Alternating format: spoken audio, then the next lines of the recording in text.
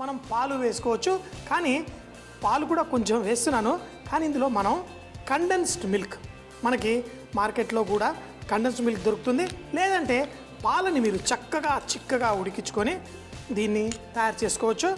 అలాగే దీంట్లో కొంచెం యాలకుల పొడి ఇవన్నీ వేసి ఇప్పుడు స్టవ్ కట్టేసి దీన్ని అంతా మంచిగా కలిపేసుకుందాం. పెరుగు అన్నీ పర్ఫెక్ట్గా ఇందులో ఉన్నాయి.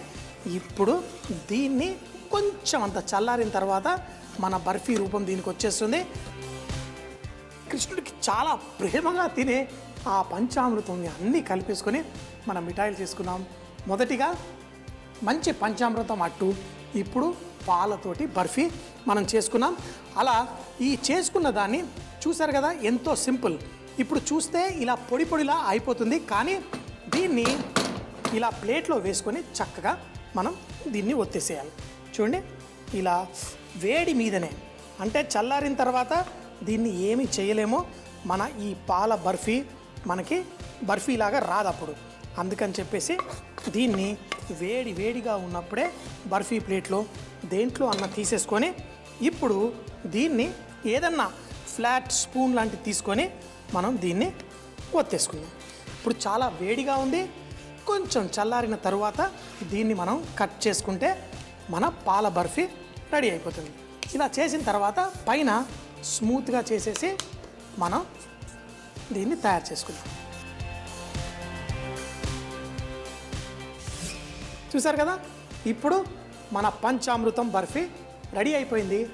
ఒక పావు గంట చల్లగా చేసి దీన్ని ముక్కలు కట్ చేసుకున్నాం, లెవెల్ చేసేసుకున్నాము. అయితే దీనిపైన మనం కావాలంటే కొంచెం చూడ్డానికి అందంగా ఉండేట్టు కొంచెం బాదాంని సన్నగా ఇలా కట్ చేసేసి వేసుకుందాం. కొంచెం అటు ఇటు పడేసాను. ఇప్పుడు మన బర్ఫీ రెడీ.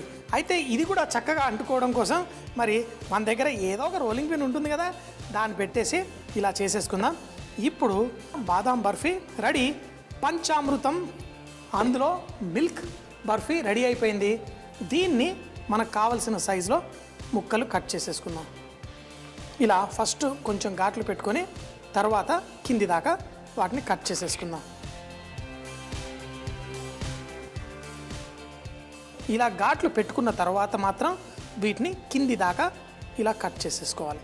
ఇలా కట్ చేసుకుంటే మళ్ళీ తర్వాత ఆ ముక్కలు తీసినప్పుడు ఈజీగా మనకి బయటకు వచ్చేస్తుంది. చూడండి, ఈ కొన నుంచి పర్ఫెక్ట్గా కట్ చేసేసుకున్నాం.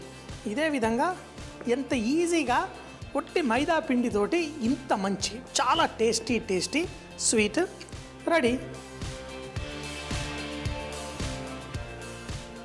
ఇప్పుడు జాగ్రత్తగా ఈ కొనలు, ఎందుకంటే కొంచెం ఫ్లాట్గా ఉంది కాబట్టి తీసాను.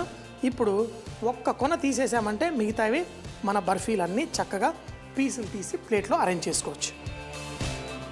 ఇప్పుడు ఒక్కొక్క పీస్ బర్ఫీ మనం తీసి ప్లేట్లో పెట్టుకుందాం. నచ్చిన విధంగా మనం ఈ స్వీట్లని అరేంజ్ చేసుకుందాం. ఒక్క పీస్ వచ్చేసిందంటే తర్వాత పీసులు మనం తీయడం ఎంతో సులభం. అమ్మా, అలాంటి వాళ్ళది నిజమైన ప్రేమ కాదు, అది వ్యామోహం. ఎగ్జాక్ట్లీ చిన్నత్త, నిజంగా ప్రేమించుకున్న వాళ్ళు అలా చేయరు. ఎంత మనసు విరిగిపోతే కన్న కూతుర్ని పట్టుకొని మా దృష్టిలో చచ్చిపోయా ఉంటుందా తల్లి? అది సరే అమ్మా, తన కూతురుతో తన మాట అనేటప్పుడు ఆమె మాటల్లో వ్యథ, కళ్ళల్లో బాధ గమనించావమ్మా? పెద్దబాబుకు బర్త్డే విషెస్ చెప్పు కూడా వెళ్ళాం కదా. ఊరికే ఎలా కాలిపోతుంది? మంట పెడితేనో పడితేనో తగలబడుతుంది.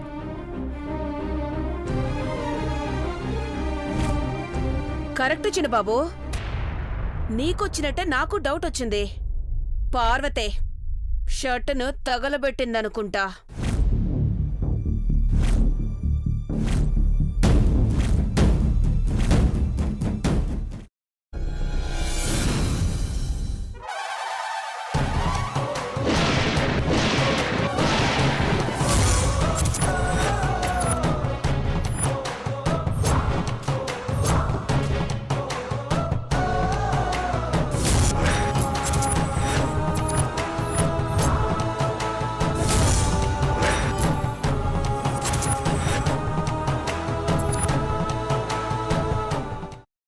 కున్న తర్వాత పొట్టు తీసేసి చాప్ చేసి పక్కన పెట్టుకోవాలి.